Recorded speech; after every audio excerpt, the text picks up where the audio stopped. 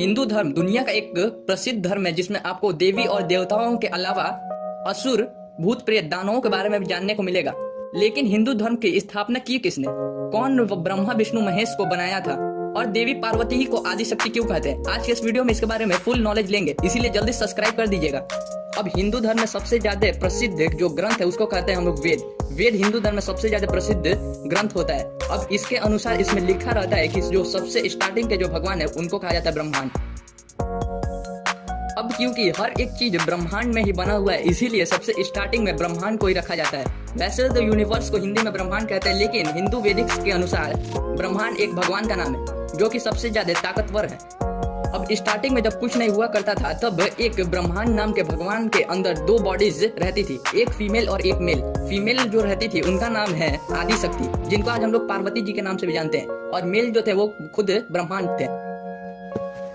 अब एक बॉडी में जो दो लोग रह रहे थे उन्होंने सोचा कि अब यूनिवर्स को और बड़ा करना है, जिसके लिए उन्होंने आपस में खुद को काट दिया, मतलब कि बीच से शरीर को अलग कर दिया, जिससे कि जो मेल थे वो अलग हो गए और फीमेल अलग हो गए। अब मैंने तो आपको बता दिया कि जो मेल थे वो जाके आगे बने ब्रह्मांड, और जो फीमेल थी वो आगे जाके बनी देवी पार्वती। अब इन दोनों ने पूरी दुनिया को कैसे बनाया और जानते हैं इसके बारे में। अब भगवान ब्रह्मांड ने कुछ देवताओं का जन्म किया था, जिनमें से 3 देवता का नाम था ब्रह्मा विष्णु महेश। अब 3 भगवान तो आ चुके थे, लेकिन उन लोगों की रक्षा या फिर उन लोगों की सहायता करने के लिए भी कोई चाहिए था, तो इसीलिए देवी आदि शक्ति ने अपना और 3 रूप निकाला, जिसमें से पहला रूप था देवी शक्ति का, यानी देवी आदि शक्ति ही देवी शक्ति बनी जाके। और जो दूसरा रूप था वो था देवी लक्ष्मी का। तीसरा रूप कहा जाता है कि देवी सरस्वती का था, जिसमें से देवी सरस्वती ब्रह्मा जी के पास गई, वही देवी पार्वती जी भगवान शंकर जी के पास गई, और देवी लक्ष्मी जी भगवान विष्णु जी के पास गई। अब ये थोड़ा क्रिटिकल सिचुएशन है, लेकिन आपको ये पूरा टॉपिक अच्छे से समझना होगा, तभी आपको आगे जाके और अच्छे से मैं जो बोलूंगा वो समझ आएगा।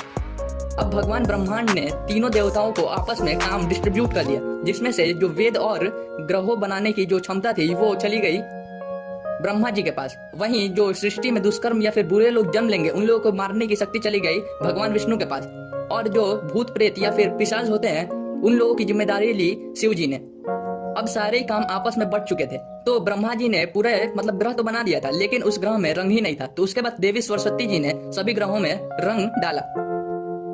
अब ब्रह्मा जी ने पृथ्वी नाम का एक ग्रह बना दिया था, जिसपे उन्होंने पहला पुरुष भेजा। अब ये पहला पुरुष तो है, लेकिन पहला हिंदू पुरुष नहीं है। अब ऐसा माना जाता है कि ये पहले भगवान के भेजे गए पुरुष थे, इसीलिए इन्होंने हिंदू धर्म, ना ही मुस्लिम, ना ही सिख, ना ही ईसाई, किसी धर्म को नहीं चुना था। इनका नाम था प्रजापति, जिनकी बहुत ज्यादा बेटियां थी, और उन्हीं में से एक बेटी थी सती, जिनको हम लोग पार्वती के नाम से भी जानते हैं। हालांकि ये बहुत लेट हुआ था, लेकिन फिर भी इन्हीं की बेटी सती जाके आगे शिव जी से शादी की। अब हम लोग का आखिरी सवाल बच गया है कि कौन वो पुरुष था जो कि पहला हिंदू पुरुष से कहा गया, तो उनका नाम है मानु। जी हाँ, यही एक पहले पुरुष थे जिनको हिंदू पुरुष के नाम से जाना गया।